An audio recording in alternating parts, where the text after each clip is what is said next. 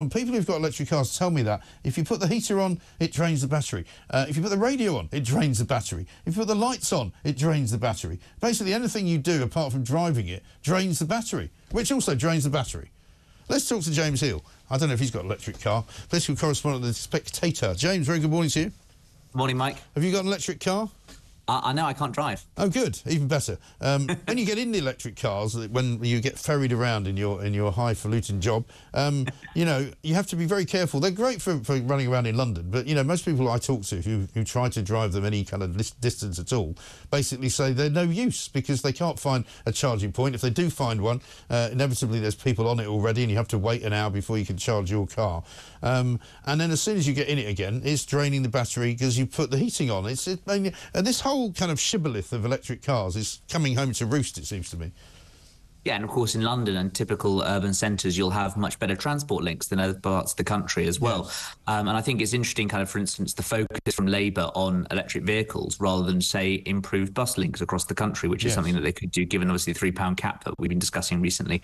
Look, I mean, this is the issue really, which is that they often say that voters are a great disappointment to our governing classes. The same is true of markets here, which have, I think, you know, the government set very ambitious targets, state-sponsored targets for how many electric vehicles were to be sold. And us, the consumers, haven't lived up to that. You know, next year it's going to go up to 28% of electric car vehicles. We're nowhere near that. And yes, on paper, you see 1 in 4 cars being sold are electric. But actually, of course, that's because there's unsustainable kind of price discounts going on, and that can't last until 2030. Well, exactly right. But the point is about the more electric cars there are as well, is that the more electricity is needed, and the national grid is already struggling to produce all the electricity it was supposed to be producing. And in fact, I think even Ed Miliband has admitted that the more electric power that we need, the worse it is for the environment, because at the end of the day, in order to generate some of the electric power that we need, we'll probably need to burn fossil fuels to get there. Absolutely right. And, of course, we need the infrastructure being upgraded as a result of that on the national grid. Yeah. That's the danger, I think, perhaps, when you're looking at this in quite a piecemeal way, like one thing, like we can, of course, just change the cars. Well, of course, that's not going to solve it. And you also need to remember, Mike, of course, the wider ancillary and second-order consequences of all of this, which is that, you know, if the car's not being built in Britain, they're going to be coming from China. Are we going to allow the Chinese basically to flood the market, which is what's going to happen? And I wonder, perhaps, if the public will be much less kind of enthusiastic about electric cars in terms of buying them or supporting them as an industry and stomaching costs if it's not going to somewhere, you know, like Luton with a working class history, 100 years of building cars, but actually it's coming from some factory in, you know, Xinjiang. Well, this is the thing. A lot of people have said to me as well that the reason they got an electric car is not because they're particularly eco-friendly, it's because they got a tax break, and it's because they were given to believe that they would not be charged any kind of road tax. But if that's going to change, and I think this government has already said they're going to impose a £2,000 sort of immediate penalty, if you like, on all drivers of electric cars, as soon as you make it more expensive, the market will just disappear. Absolutely. And what we're seeing right now is the rhetoric and the promises of net zero running up against the reality. You know, just last week we had at COP29, Ed Miliband, Keir Starmer suggesting that, you know, no, you won't have to actually have a net zero impinging upon your life. And what we're realising actually is it will, and it impacts that in terms of the market, impacts it in terms of the jobs and communities that we have in this country.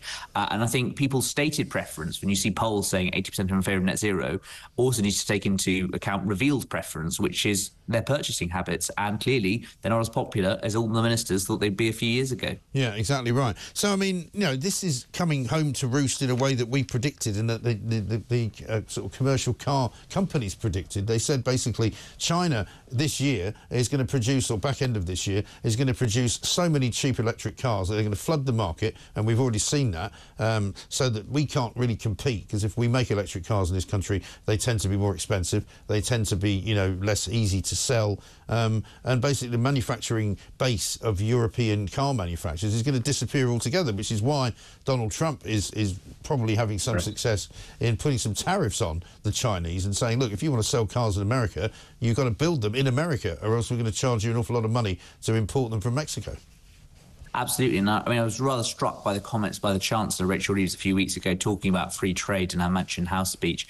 I wonder how realistic and continuous that's going to be over the next couple of years or so. As you say, particularly, Mike, when you have an uneven playing field and the Chinese operating very differently to our system. Well, exactly right. And talking of Rachel Reeves, I see the Telegraph this morning has got Jonathan Reynolds already contradicting her suggestion to the CBI that they wouldn't be putting any more taxes up. They've done all the tax rises they want to do. Jonathan Reynolds says, no, I'm afraid there may well now still be a need for increases on company tax. So, you know, once again, you know, here we are getting promised that we won't be paying any more tax, just like it was in July, and it turns out it's probably not true. Absolutely. I mean, our politicians are basically like a junkie, aren't they? Just addicted to state spending, just one more hit, one more hit. And what we see repeatedly, sadly, and this is a cross-party issue, the Tories did it as well, going into elections in 2019, promising they wouldn't raise taxes, and they did exactly that.